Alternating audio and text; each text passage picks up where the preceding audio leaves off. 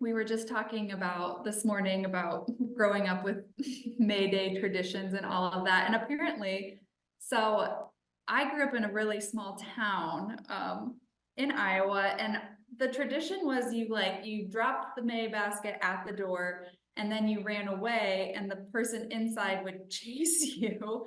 And then if they caught you, then they like kissed you on the cheek. Like that was, that was the whole thing.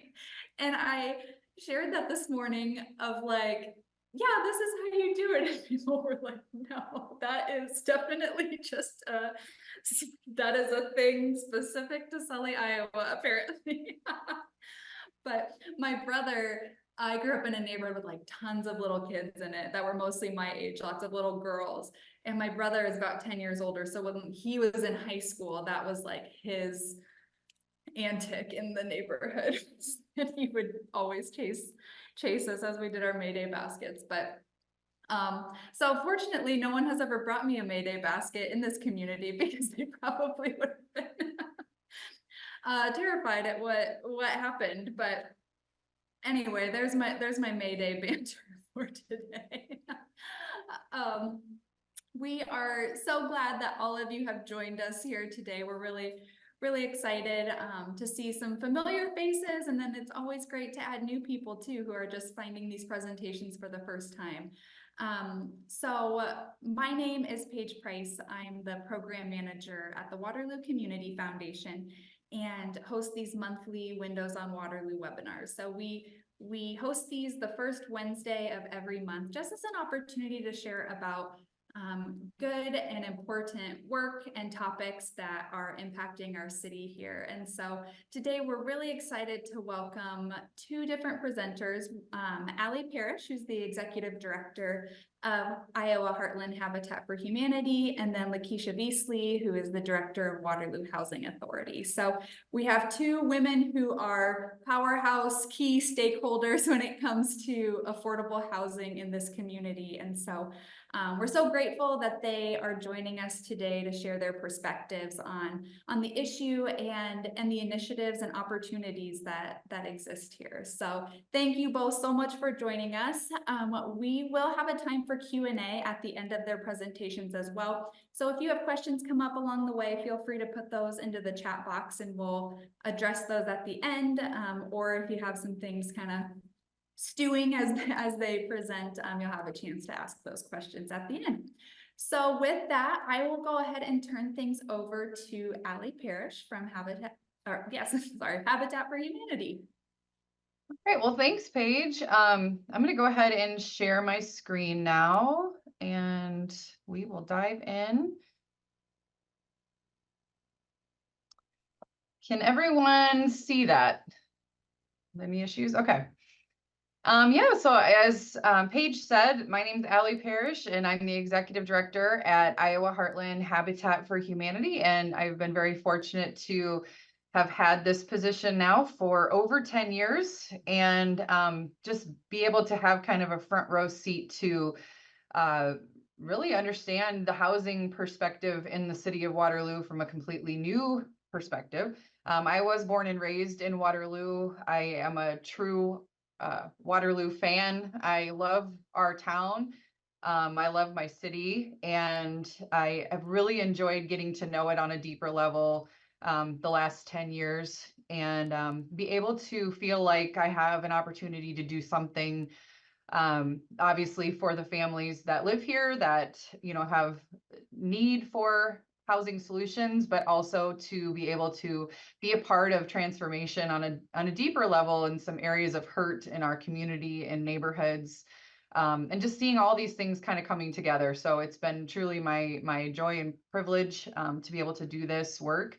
And this time today, I'm going to tell you a little bit about Habitat, Iowa Heartland Habitat throughout, but what I'm going to focus a little bit more on today, at least to start, is really around some of the challenges and opportunities and really the state of housing and neighborhoods in Waterloo as a whole, not necessarily just pertaining to Habitat's work. And then we'll get into a little bit more about Habitat specifically toward the end.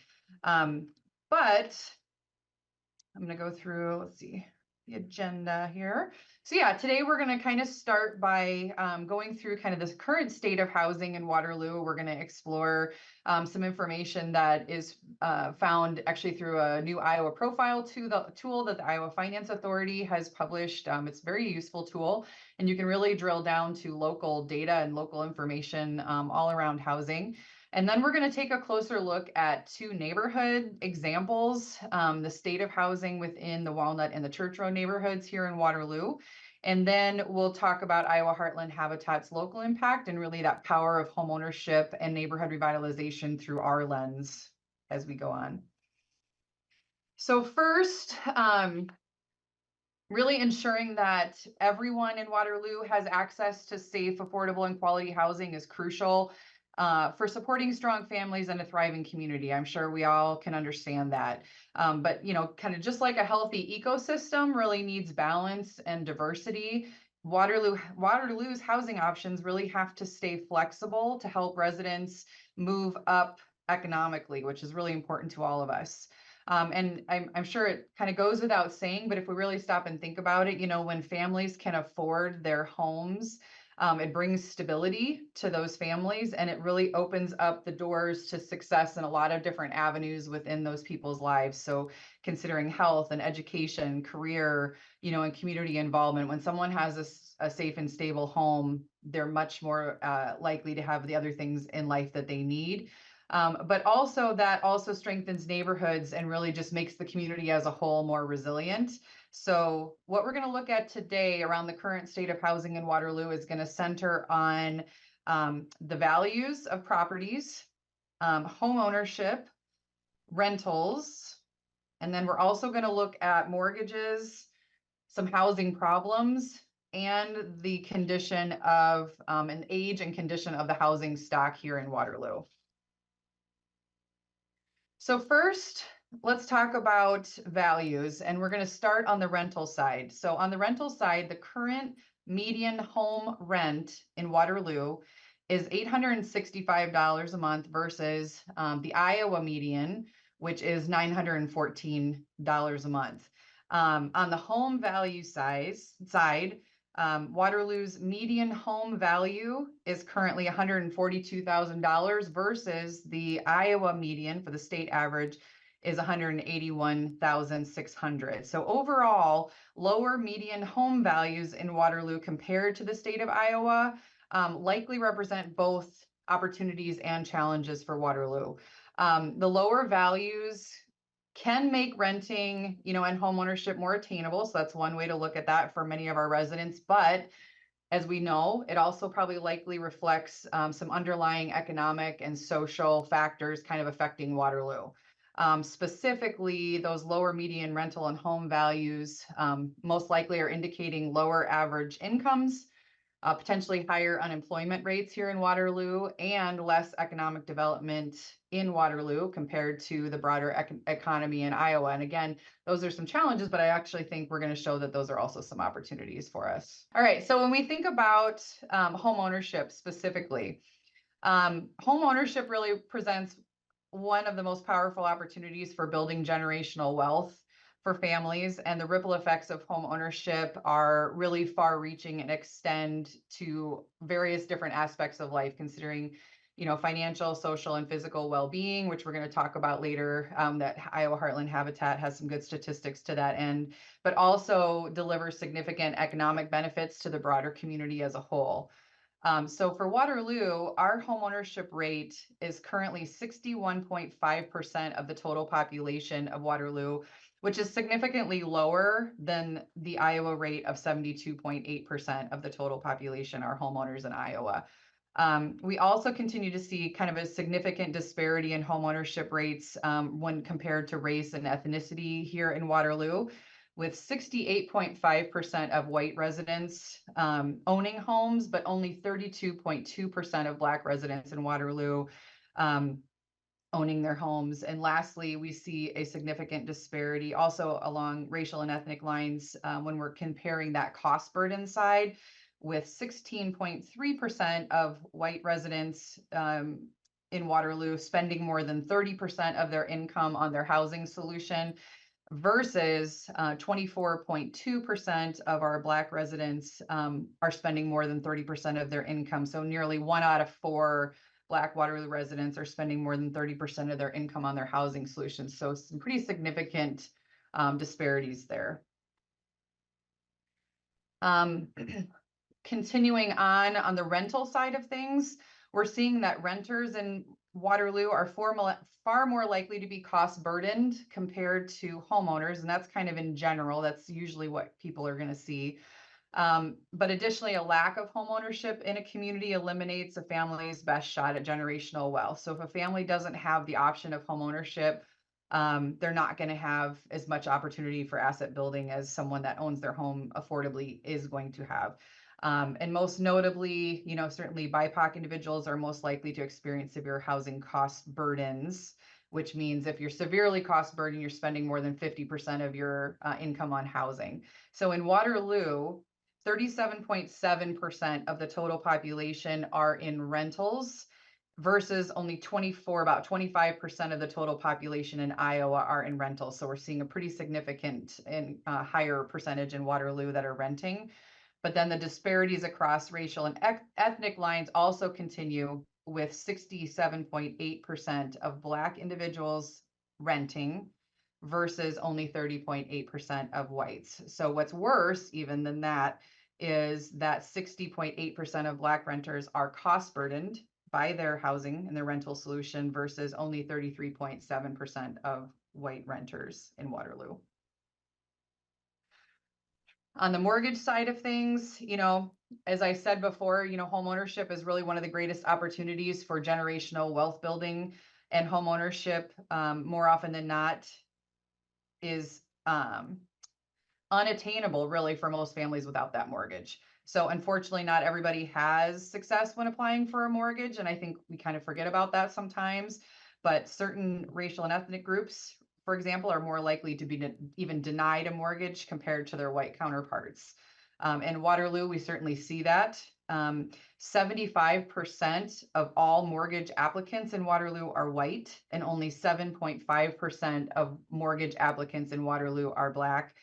And however, you'll see a higher number denied mortgage applicants than even who apply. There's 17.4% of all denied mortgage applicants are Black in Waterloo versus 62% white, again, representing yet another disparity along those racial lines on the mortgage side of things. The top 3 reasons for Waterloo applicants being denied mortgages are credit history, debt to income ratio, and then lacking that collateral for a loan. If we move over to housing problems, so our 5th topic, not all housing in Waterloo is equal, as we well know. So this is true for price, size, location, and most importantly, quality. So some housing can even be hazardous for our residents, and substandard housing conditions impact populations some more than others. So repairing and improving substandard housing is really necessary for Waterloo to maintain our existing housing stock and allow residents to remain in place. What we're seeing as some of the biggest housing problems that we have, the top 4 severe problems in housing in Waterloo are: 1, a lack of complete kitchen facilities; 2, a lack of complete plumbing facilities; 3, overcrowding; and then 4 is that cost burden that we just started to talk about. So overcrowding, Waterloo, 3.3% of our total housing units in Waterloo are overcrowded. And that's versus 1.6% of total housing units across the state of Iowa. Again, you're seeing a significant difference here in Waterloo. The picture that's on your screen is a real picture. We had done a little bit of demo on this house. This was a rental home. We just did a small amount of demo actually to remove some asbestos in the walls on this house, but the condition of the bathroom without a few of those scraps in the sink there was really the condition that bathroom was in. And someone was living in that apartment when we acquired that home. So that's just one example. This kitchen picture here that you're seeing is a kitchen that we actually acquired. Again, this was a kitchen in a home that people were living in. And this just shows you it's lacking complete facilities. I see a sink. I don't see much else. And what's interesting is when it comes to severe housing problems, in just the Church Row neighborhood in Waterloo alone, 480 of the rental units are considered to have a severe housing problem. So either lacking complete kitchen facilities, plumbing facilities, overcrowding, or again, that cost burden. So there's about 1,400 properties in Church Row. 74% of those are rentals, which we'll talk about more later, but of those, 480 of those rental units are considered to have a severe housing problem. And this was a picture of one of them when we acquired it. So the last topic I wanted to talk about is just our housing stock. So understanding the age of homes is really crucial for preserving our housing stock in Waterloo and revitalizing our neighborhoods. Property values play a pivotal role in the financial well-being of Waterloo, as you can imagine. And the year of construction, and again, like kind of recent occupancy statuses really can significantly alter those values. Areas that are characterized by vacant or older homes, on the flip side, can also prevent opportunities for housing development and repurposing. And this is really important in the state of Iowa, actually, where the state of Iowa has the 8th oldest housing stock in the nation, which I thought was really kind of interesting. So being able to take that aging housing stock and converting that into, opportunity really is something that we need to look at here in Waterloo, and it can really foster economic growth on the whole. But when looking at a list of all the homes in Waterloo, so the median or middle home age from oldest to newest is approximately 72 years old or built in 1952. And that's compared to the state average median home built in 1956. So again, that median home or middle kind of home property value in Waterloo is 148,557 versus a pretty significant jump there for the state of Iowa at 243,215. Again, this representing a challenge for Waterloo, but I really think also a real opportunity for economic development that exists here. So now I'm going to tell you a little bit and take a closer look at 2 Waterloo neighborhoods, specifically Church Row and the Walnut neighborhood. So we are heavily involved in both of these neighborhoods with multiple partners. Some of you are on the call and it's exciting to see you. But really ensuring that residents of Waterloo have access to safe, affordable, and quality housing is essential for supporting successful families and a thriving community. And we also need to make sure that our neighborhoods are strong and resilient. So when neighborhoods are suffering with blight, abandonment, vacancies, and things like that, it's hard for those neighborhoods to kind of bounce back when challenges and things start to face that neighborhood. So we're going to talk a little bit about Walnut and Church Row. When we think about resilient neighborhoods, we're really looking at focusing on the strengths in the neighborhood. So focusing on what's good, focusing on the assets, centering the residents, as part of the plans, as part of the conversation, as part of the dreaming, making sure that the residents are always at the center.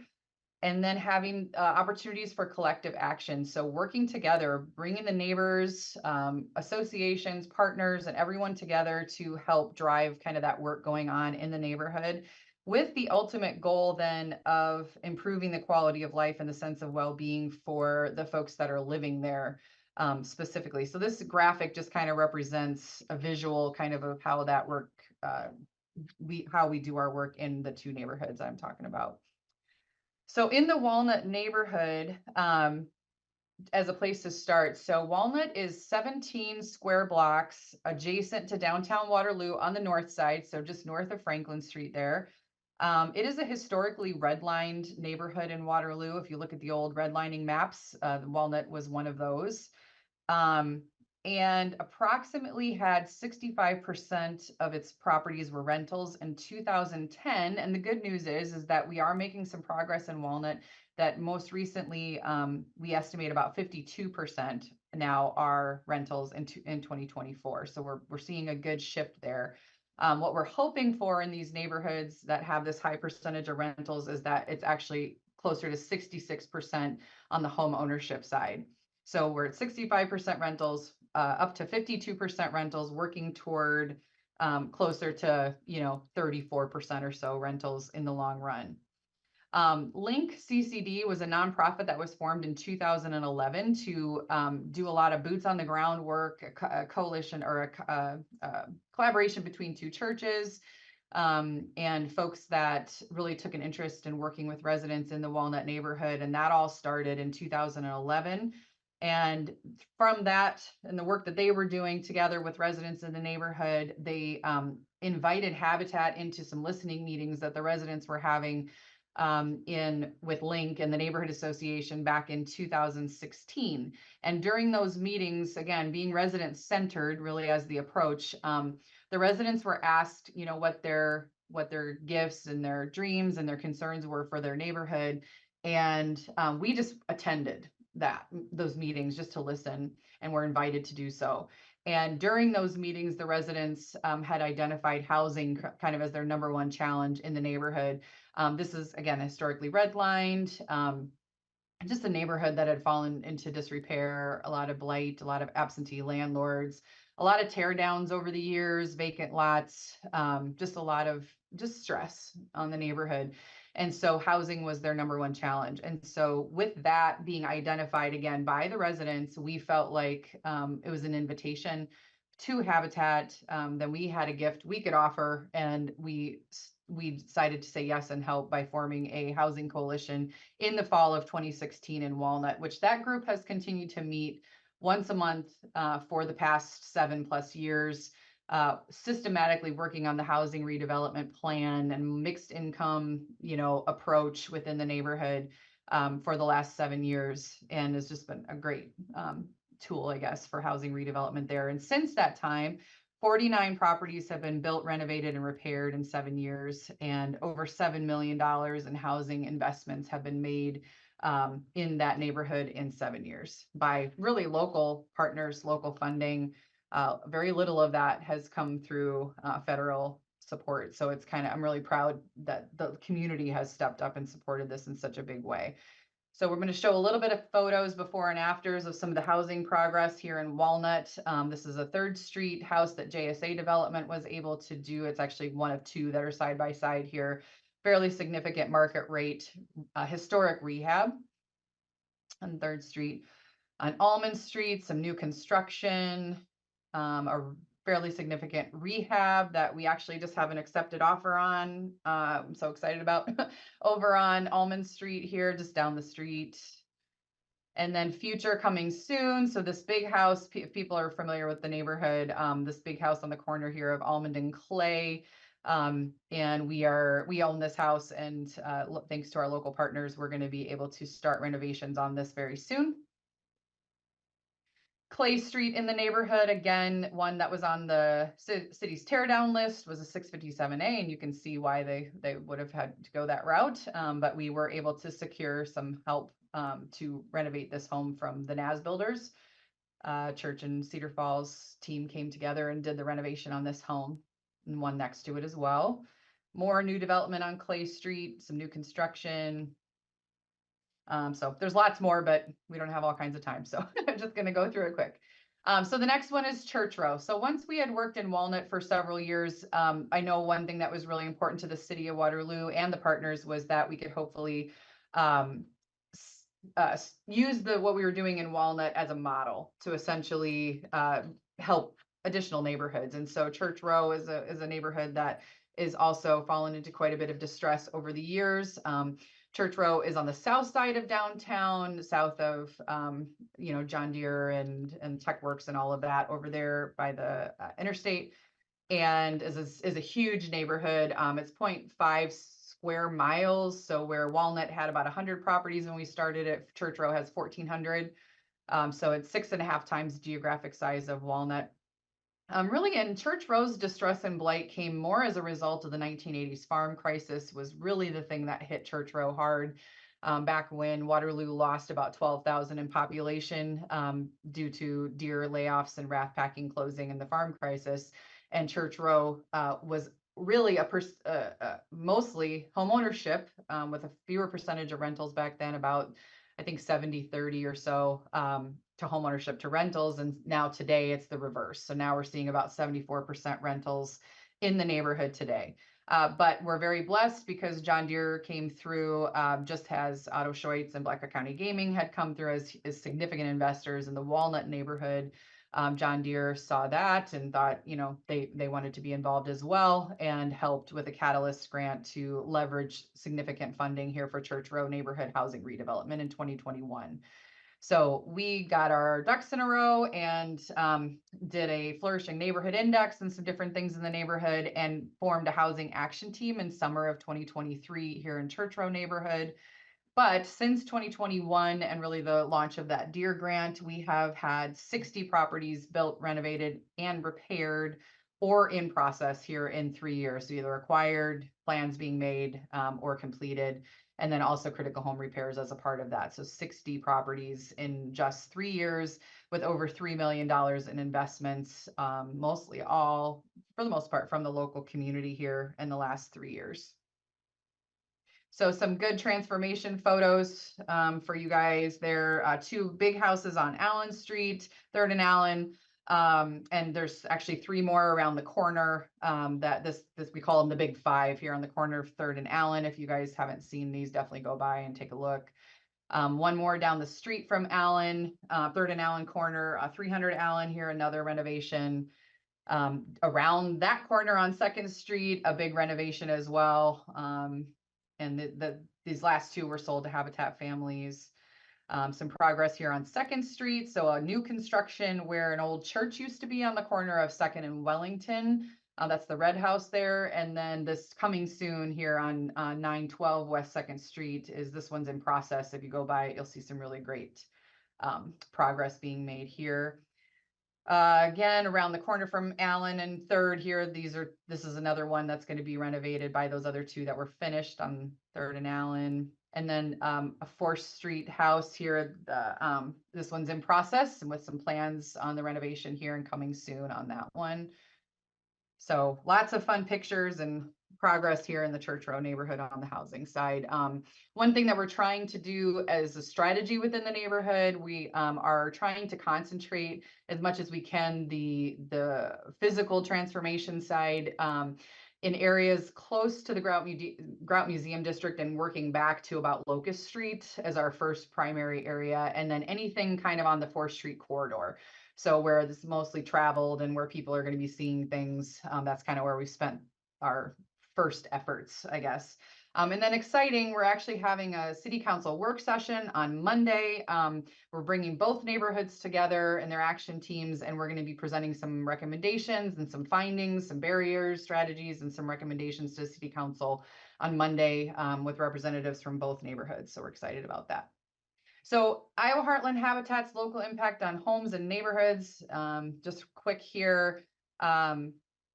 In 34 years, so our local impact on home ownership, we have over 200 homes that have been built or rehabbed in those 34 years. We've completed over 250 critical home repairs for owner occupied residents that are low to modest income. We have served over 215 families building their homes through our tithing program internationally. And we've just gotten into the space of transitional rentals. We're not doing a lot of rental, but we do find that as we're trying to provide pathways to home ownership through our Blueprints program, where it's financial coaching, where families are able to get the coaching they need and the targeted kind of help that they need so that they can purchase a home through a bank or credit union on their own. And so during that time that they're in that Blueprints program, we are starting to provide some opportunities for transitional rental at an affordable price and fee, so that they can live in a safe, clean environment affordably and be able to afford to put money toward debt reduction.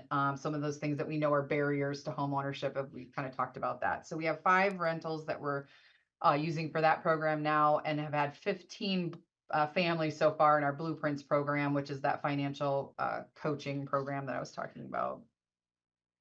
We really are excited in our homeownership program. We boast a better than 96% success rate through Iowa Heartland Habitat's home buyers. Less than 4% are going to foreclosure.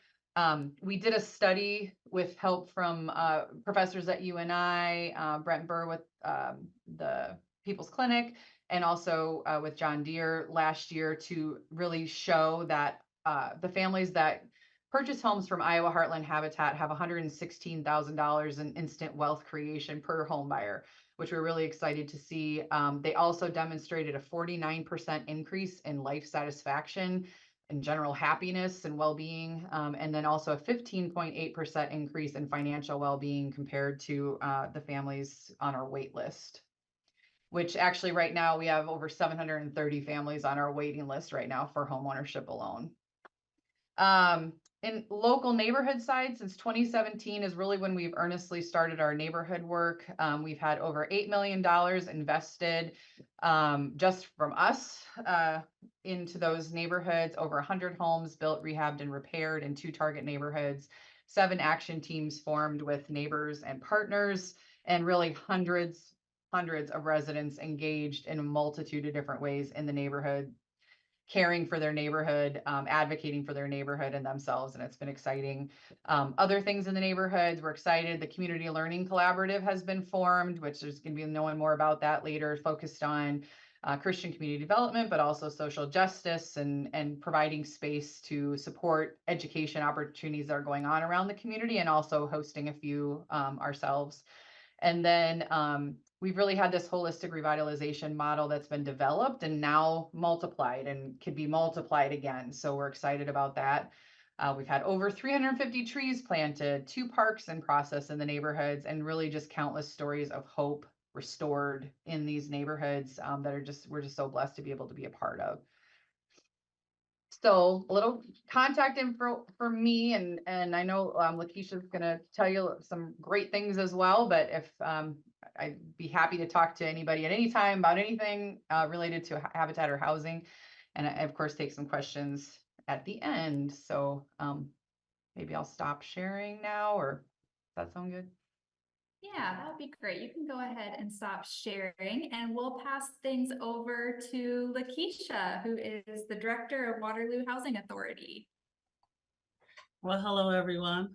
So I don't have a PowerPoint or a presentation, but I'll start off, just give you a little history about the work that I do in housing, and then tell you some of the work that we're doing at the Housing Authority, and just some of the other work that we're doing that I do as part of just being a citizen of the city of Waterloo.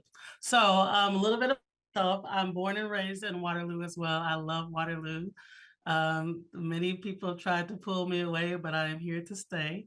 Prior to coming in and becoming the executive director for the Housing Authority, I worked at Viridian Credit Union as the community inclusion strategist, did a lot of work around, home ownership, education, things like that, as well as a loan officer there, and then doing community engagement type of things. Prior to working at Viridian, I worked at Operation Threshold as their housing and fair lending program manager, where I did a lot of counseling as a HUD-approved counseling agency. So did a lot of one-on-one with foreclosure prevention, pre-home ownership, hello, and just did a lot of things around fair lending and affording like affordable housing and things like that. So I've been doing this for the last probably about 15 and 20 years in doing homeownership, housing, and affordable housing.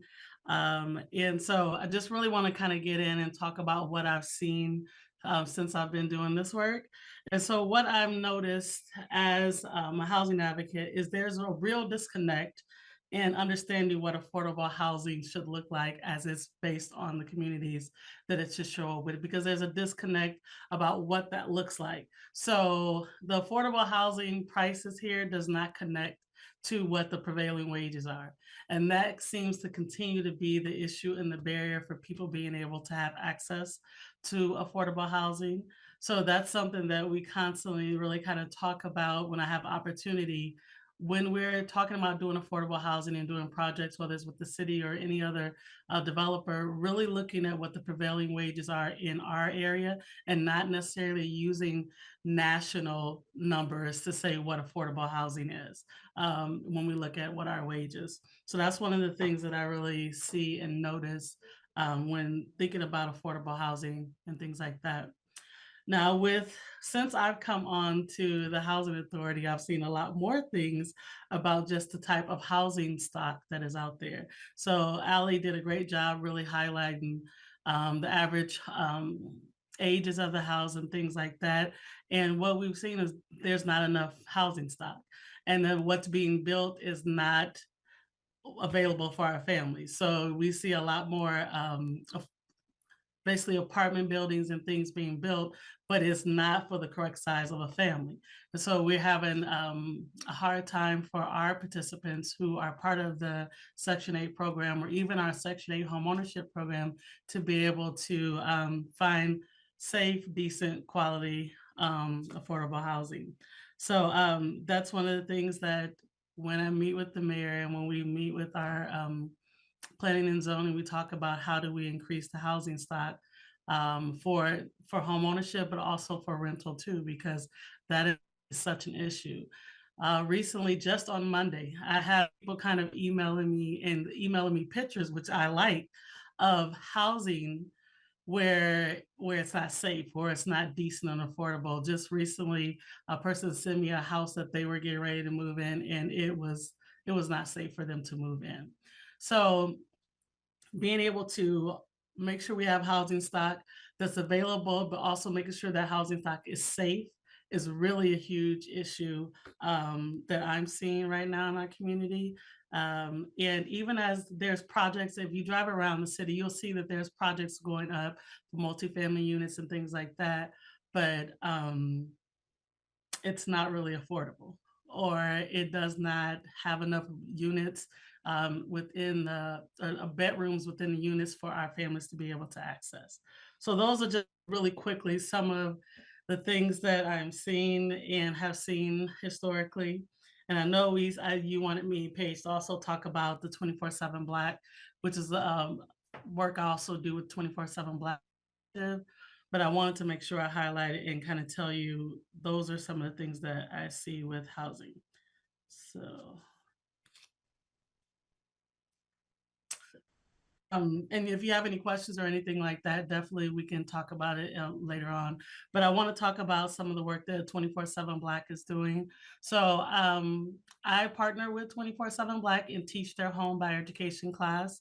I'm a certified housing education instructor and counselor. And so we provide a class where we use the NeighborWorks Institute training. And it's a 4-week class. We have a class coming up in May. Actually start on Saturday. It's $25 to attend the class, and it's a 4-week class. And upon completion, they get individual coaching.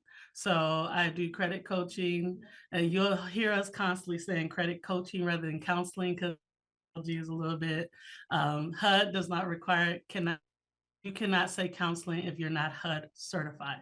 And right now we're not HUD certified. So you'll see us really using the terminology of coaching. But in that working with 24/7 Black, the goal is that those who actually, anyone can take the class. So let me just be clear about that. But there's a down payment assistance component to that class that is available specifically to African Americans only.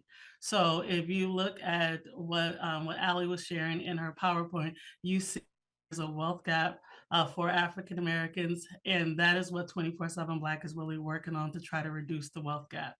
And So the education is open to everyone, but the ability to get down payment assistance is only for African Americans.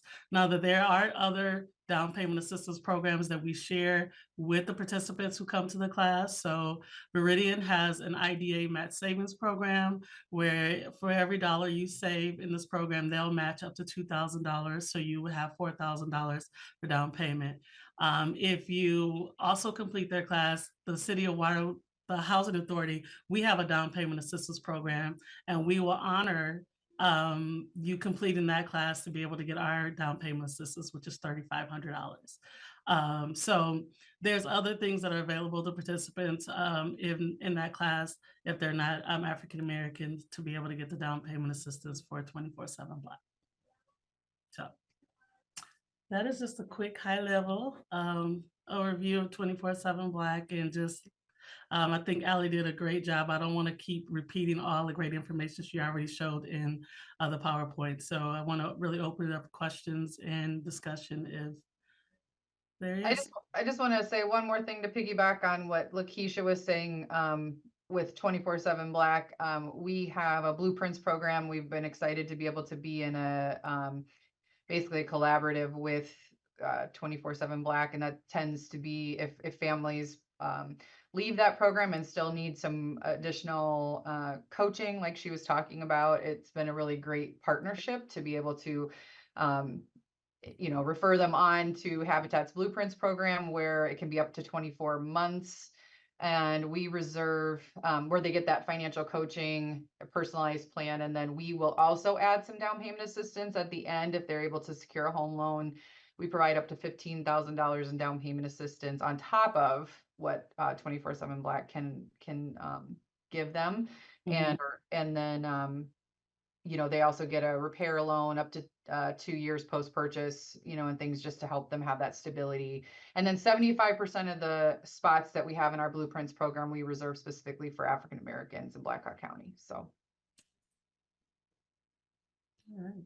That's great. Thank you both so much. While we're kind of on this Black home ownership topic, I think a lot of us here are familiar with the 24/7 Wall Street article that designated Waterloo Cedar Falls as one of the worst cities for Black Americans within the last few years here. And one of the indicators that is used for that is home ownership. So have you guys, are we seeing any positive movement because of programs like this so far? I mean, obviously we saw the data from Allie there, and there's still a lot of work to be done, and we have a long ways to go, but are we seeing positive movement in Black home ownership right now?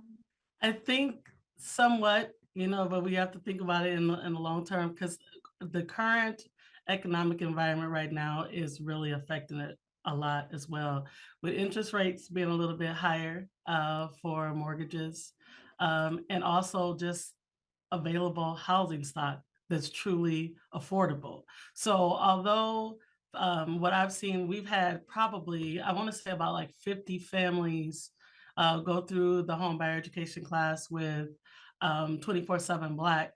Most of them, we were able to get them where their credit score was where it needed to be, and they had down payment assistance, but you couldn't find a house. The quality houses that were out there that, they were being outbidded for. And so that was, an issue to be able to get them to the finish line in that aspect. So I think that maybe as the housing market kind of continues to evolve and change, that we'll have better outcomes where they're able to achieve homeownership, but most are credit worthy and have consistent income to be able to move into homeownership. So that's really kind of what I'm seeing. Yeah, I feel like for us, I mean, we over 50% of the families that purchase homes through Habitat are African American or from another minoritized group. So that's what we want to make sure is continuing to happen. Certainly, like I said, we're trying to reserve spots specifically in our Blueprints program just for the African American families in our community, but we're also trying to continue to innovate and work together with partners like 24/7 Black and Viridian and House of Hope and the city and all, as many as we can to continue to figure out how to do more and do things differently. So even the fact that we're creating programs like Project Home and Blueprints, I think is a step in the right direction, because we can't build the house every time. That's the most expensive way that we deliver our mission. We have to build the houses too, because as she was saying, there's not a great housing stock. But how do we continue to raise the money we need to do that? To be innovative and creative with the types of housing that we're building, keeping costs as reasonable as we can, considering multifamily, but also getting innovative around asset building in new ways. Some communities do things like housing co-ops and, just different creative solutions, that some of us are really exploring right now too, to continue to move the needle. So yeah, I think there's a commitment to it, at least from the partners that Right. I work with. Yeah, and I think too, it's important to understand, like, to be able to move the needle and to be able to move forward, it's not going to happen quickly. I mean, where we are and how we are at the point where we're dealing with the wealth gap in there, it took years upon years to happen.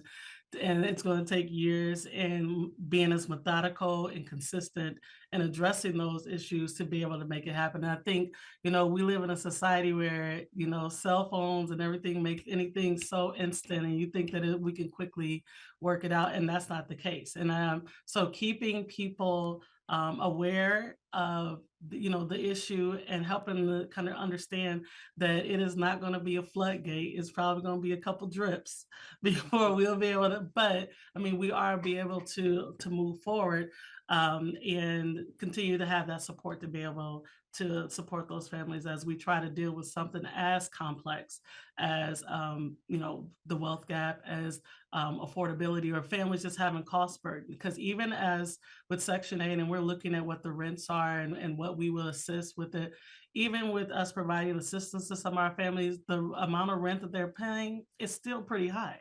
And so, that's something that we're really kind of looking at and seeing how more can we support, what else can we do?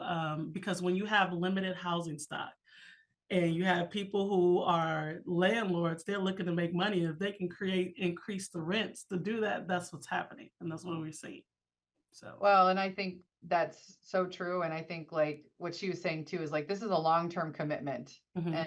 And I think that's one thing that we all have to commit to as a city and as a community, is that we have to be committed and not just follow the next flashy thing that shows up, because this is not going to change fast. We have seen change, like we were able to show some of that, with the Walnut example. Church Row is going to be a 15 to 20 year commitment. Yeah. Like we need to talk about it that way, that this is not a quick in and out type scenario.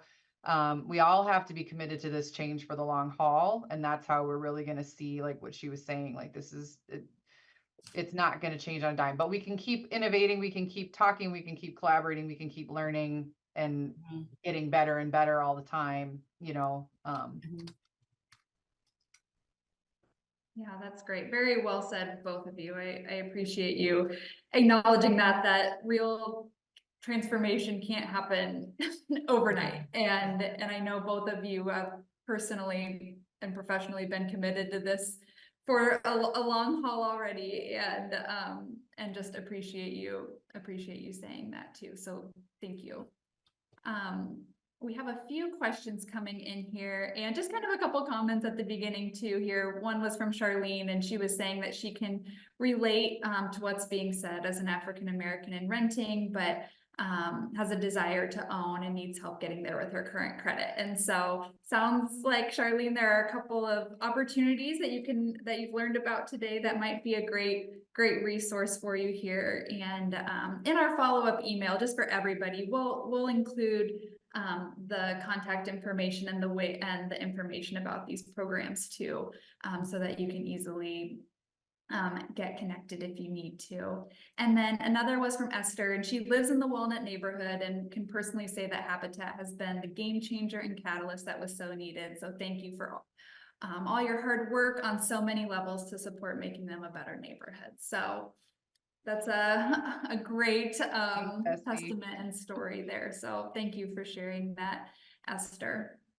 I know that we've gotten to there are a couple questions here that were answered throughout, but one thing I thought was interesting, I know somebody asked about gentrification and if that's an issue I think it was directed at Allie about the neighborhoods you're working in, but I think it's applicable for what you see too, LeKeisha, and maybe even just starting off with what is gentrification and why it's an issue, and then if you're seeing that in your neighborhoods too.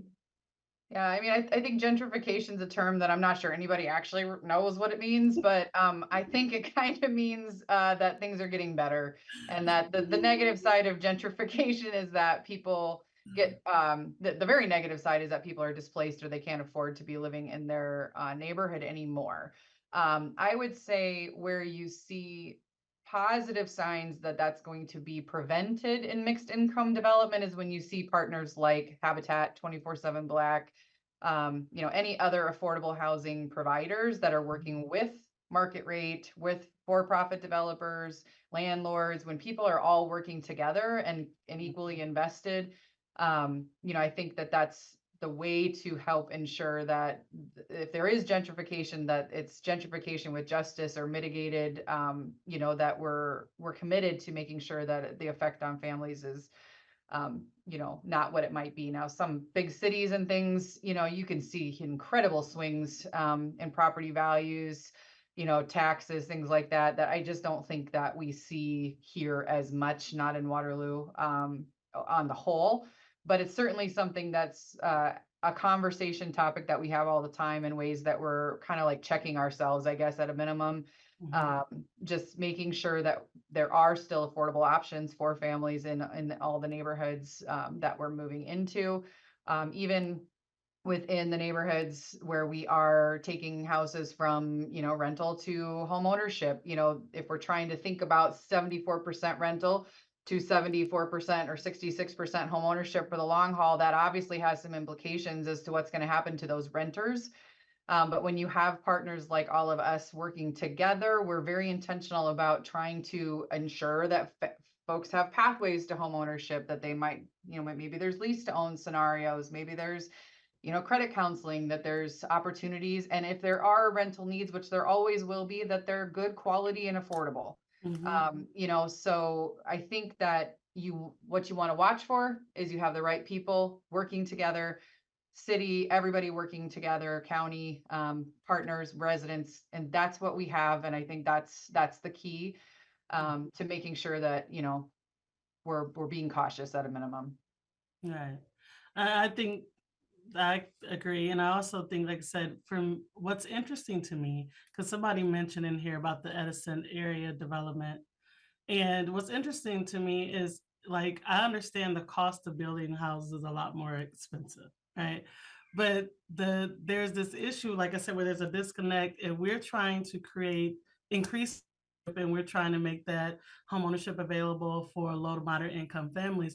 We have to be really cognizant of what are the wages and the jobs out here, so there could be a closer connection, because I think that's where there's this gap. So even with the participants who've taken the 24/7 Black, or even some of when I was working at Viridian and people coming in and they want to get a loan, and we're trying to explain to them debt to income ratio and all these different things, that has been the issue. Like, they're working hard, they meet every other criteria, but affordability is still kind of pervasive because of what it's costing to build these houses and then what to be sold for.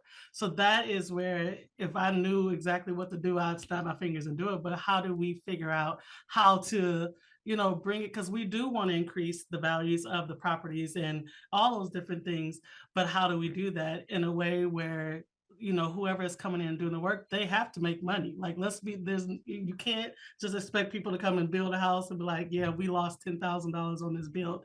It doesn't work. So that's where we're still trying to figure out Like, how do we do that? You get some subsidy money, you get some HUD funds and things like that, but it only can go so far. So I'm not knocking anyone, but that is the question I think that we're still wrestling with to try and figure out as we're trying to increase homeownership or trying to increase affordable housing stock in our city. So Yeah, and I just think we need more options, you know, like we got to be more creative. We're coming up with creative solutions all the time. Like, you know, it can't just be this rinse and repeat. And I'm excited for the presentation we're going to make at this city council work session on Monday. We're going to make some recommendations about some ideas of things that, you know, the city and county could even do to keep making it a possibility, you know, for families, keeping costs down for developers, for families.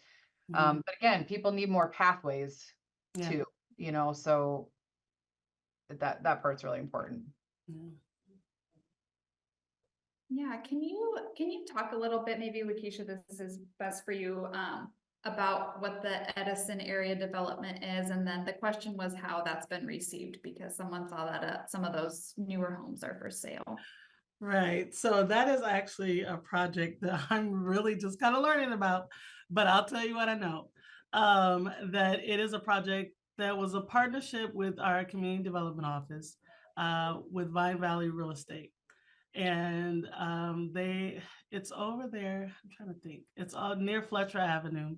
And their housing that's been developed. And so some of the things that we're seeing is let me think. What's this? It's hard to be able to get some of our participants and families in because of the selling price of those particular houses, and so we're trying to figure out how to be able to be able to support those families to be able to move into those houses. So I can't remember how many projects it is off the top of my head, but Vine Valley Real Estate, approached the community development office about supporting them as they provide affordable housing. And so it's been a struggle and disconnect because the prices of the houses are $200,000, almost $300,000. And I afford a $200,000, $250,000 or $300,000 house. So, but I understand the cost, the quality of the houses there, the structure and everything, beautiful homes. But how we don't know how to be able to help them to be able to fill those homes with low to moderate income families because of the cost and affordability. So when you look at, you can get pre-approved for a loan for about $200,000, maybe $300,000 because it's going off gross income, but affordability is tied to your net income. And so what your take-home income is not lining up to what it would cost to be able to afford the mortgage payments. Now, one of the benefits of the Edison neighborhood is that you get 10 years tax abatement, but what happens after 10 years? So then property tax, oh, I'm sorry. Somebody threw up 3? Is it? Well, no, it's Oh, it depends on where it's at. It might be 3 years abatement, but yes, and then it's a problem when the taxes come due, then it's hard to afford to pay that when you're used to not having to pay that. Yeah. yeah. So, But I think the other side that's kind of concerning about a development like that is there is no affordable developer that's a part of it. It's only for profit. They didn't consider a mixed income option with that. So it would have been maybe healthier to consider, it would have been an option maybe to consider that Habitat does a couple or another affordable housing developer does a couple of those or a few, so it's kind of mixed up and not just, and I know Dave has his hand up. yeah.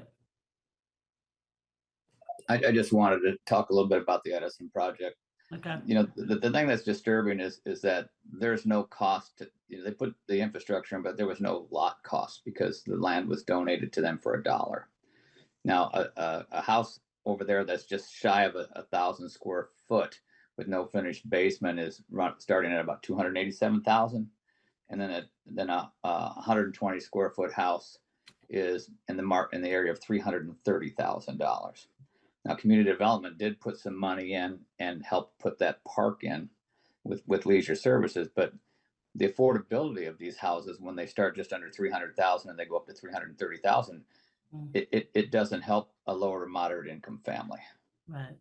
What I'd like to see a partnership with Habitat or other developers, where when we enter into an agreement to develop an area where we're giving that land away, it would be nice if we would allocate 1 or 2 of those lots to Habitat.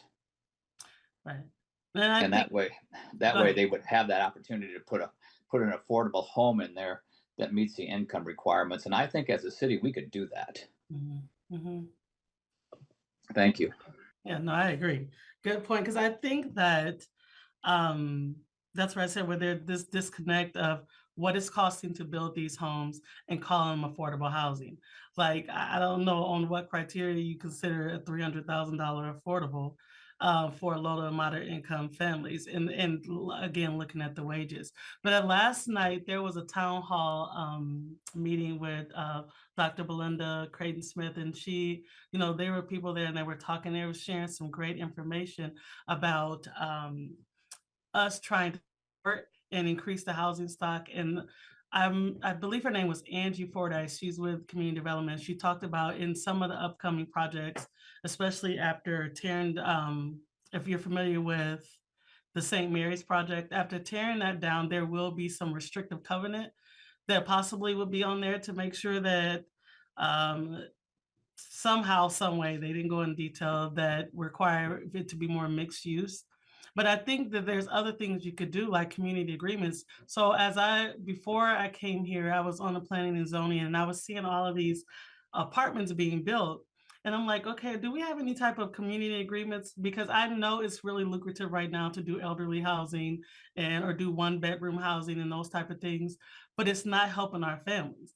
Like you can't have a 1-bedroom apartment and you have like 2 children and a single mother.